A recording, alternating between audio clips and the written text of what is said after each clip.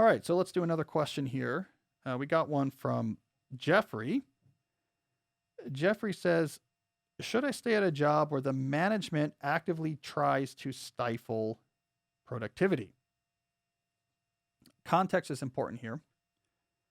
Looking at the elaboration, Jeffrey has been at this job for 8 years. Just think about that. That would be funny if this was a question from Jesse. And it was Jesse being like, how do I get out of a position where my manager is so unproductive and makes me unproductive? And it was just a passive aggressive way of getting back at me. And it turns out like I'm a terrible boss that's like really chaotic and disorganized. All right, Jeffrey. You've worked there for 8 years. Your managers manipulate your workloads by assigning them at random times that are very disadvantageous, like Friday afternoons or afternoons before I leave to take the day off.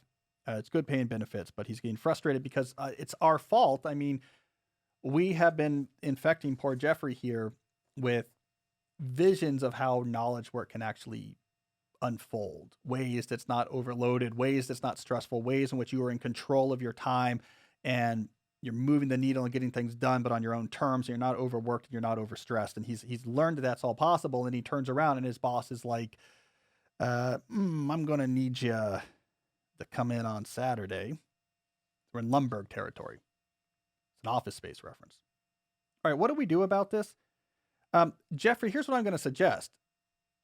Don't leave your job right away, but I'm going to make you more rigid. I'll explain how in a second.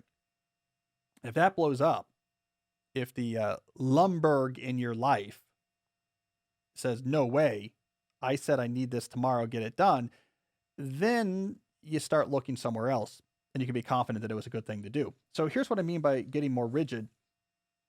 Get your systems in place, and enforce them. So like in this case, you need a system, and this is something I've been working on recently in some of my thinking that I haven't published a lot yet. So I'm giving you some ideas that are hot off the presses. I'm a big believer in this external work system approach, where instead of just in knowledge work, thinking about all things that need to be done as existing on individual people's plates. We just throw these around on the people's plates. Jeffrey, do this. Now it's on your plate, and I don't have to worry about it. Hey, Jesse, you do this. Now it's on your plate. I don't have to worry about it. I'm a big believer in having an external system into which work that needs to get done goes, and that people then pull work out of that external system as they have the appropriate time to do it. I think this is actually probably the right structure for work assignment in most knowledge work scenarios. A good external system has a few things to it. One, a good filter. So it's really clear, like here's the different type of work that could come into this system, and it has to go through these properly shaped portals. And if your work doesn't fit, then it doesn't go in. So you're making the person assigning the work do more work. 2, there's a real organizational ethic inside of the system, how the work gets organized and prioritized. That's thoughtful. And 3, status is really clear to anyone who cares. All right, this thing I put into the external system, it's been organized. No one's working on it yet, but it has, it's relatively high on the priority list. Probably someone will get to it in the next 2 weeks.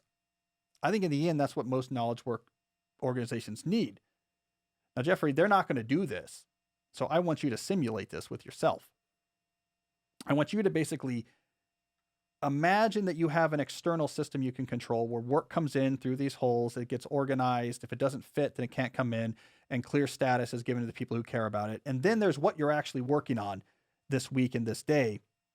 And you work on a reasonable amount of stuff till it's done, and then you pull more stuff out of this system. And how do you simulate something like this? I mean, I'm still working out the details, but a few different things. So how do you simulate that clear filter on what comes in?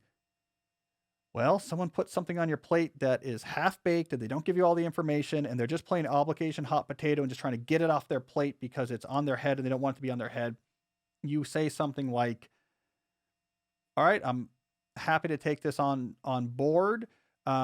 This is the information I'll need, right? That's back to them. So they'll have to give you and get you that information.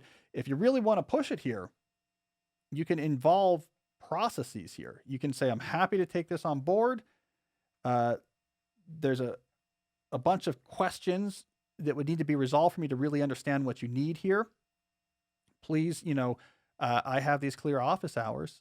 So whenever is convenient for you, you just jump on one of these. Here they are, and I'll get from you all the information I need. You know, or here's my Calendly.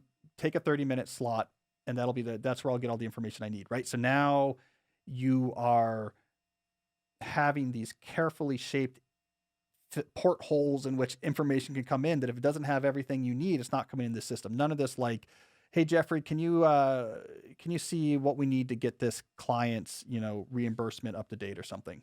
Like, no, no, no, no. Let's figure out exactly what that means. And you can use processes and systems there. Two, okay, once they're in the system, make its status really clear to people. All right, I've taken this into my queue. I'm looking at my queue now, and there's like 3 or 4 things ahead of this. So my best guess is probably it'll be a week from now before I can get to it without changing priorities on the queue. Now this means you got to have you got to have this information really well put together. You got to have keeping track of everything, what I'm working on. I mean, you got to have your act together, Jeffrey, if you're going to pull this off. But you're giving them that good status update. And then from an organizational perspective, you're keeping it really clear. All the things, all the information, their status. Use a Trello board for this. Like, here's the stuff that I have all the information. Here's the stuff I'm waiting to hear back on. Here's the relative priority. And you got to be very careful in your weekly and daily planning to be pulling things from this list and actually getting the things done and being reliable. They can depend on you. You can get idiosyncratic credits. Idiosyncrasy credits. That's the term. It's an Adam Grant term. You can get those credits, the ability to do things weird if you actually deliver. If you don't deliver, that you get no leeway. And then actually, there it is. The stuff's in my system. I pull out what's reasonable for the week. They don't have the option anymore of saying it's Friday afternoon, get this done, by Saturday morning. And if they want to push back, they can push back, but they have to push back on your system. And they have to say, I don't want to have to give you that information.